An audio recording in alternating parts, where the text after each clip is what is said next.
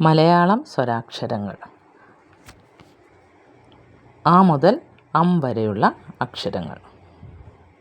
സ്വരാക്ഷരങ്ങളിലെ ആ എന്ന അക്ഷരം ഷോർട്ടാക്കിയിട്ടാണ് നമ്മളിവിടെ പറയുക.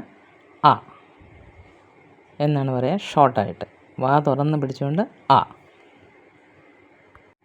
അടുത്ത അക്ഷരം ആ, അത് നമ്മൾ ലോങ് ആയിട്ടാണ് പറയുന്നത്. ആ. അടുത്ത അക്ഷരമാണ് ഇ, അത് നമ്മൾ പല്ല് ചേർത്ത് പിടിച്ചുകൊണ്ട് ഇ, അതും ഷോർട്ടായിട്ടാണ് നമ്മൾ പറയുന്നത്. അടുത്ത അക്ഷരം ഈ, ലോങ് ആയിട്ടാണ് ഉച്ചരിക്കുന്നത്. ഈ.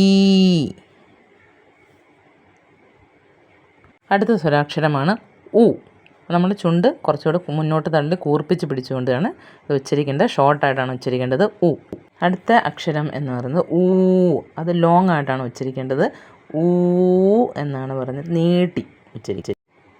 ഇതിന് പ്രത്യേകിച്ച് കൂട്ടുകാരോ ആരുമില്ല. ഈ അക്ഷരം ഒറ്റയ്ക്ക് നിൽക്കുന്ന ഒരക്ഷരമാണ് ഇത്.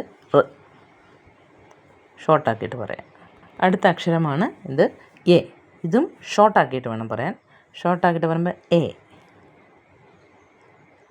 അടുത്ത ഈ അക്ഷരം എന്ന് പറയുന്നത് ഏ എന്ന് പറഞ്ഞ് നീട്ടി പറയണം. എയുടെ നീട്ടിയുള്ള ശബ്ദമാണ്. അടുത്ത ഈ അക്ഷരം ഐ എന്നുള്ളതാണ്. അപ്പം നമ്മൾ ആ വാ തുറന്നിട്ട് ഈ എന്നുള്ളൊരു സൗണ്ടാണ് പുറപ്പെടുവിക്കുക. ഐ. ഈ അക്ഷരം ഓ, ഇത് ഷോർട്ടായിട്ടാണ് പറയുന്നത്. അത് ഓ, ചുണ്ടിങ്ങനെ കൂർപ്പിച്ച് കൊണ്ടുവന്നിട്ട്.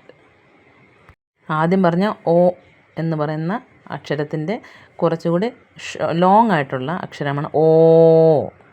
ഇതിൽ ഓയും ഇല്ല ഓയും ഇല്ല. ഇതിനകത്ത് വരുന്നത് ഔ എന്നാണ്. ആ വെച്ചിട്ട് ഔ എന്ന് പറഞ്ഞിട്ടുള്ള സൗണ്ടാണ് വരിക. ഔ.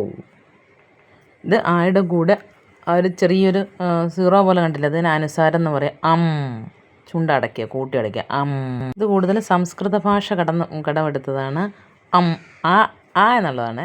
ആ, ഹ, നമ്മൾ ദുഃഖ ഹ എന്നൊക്കെ പറയുന്നത് ഉപയോഗിക്കുന്നത്.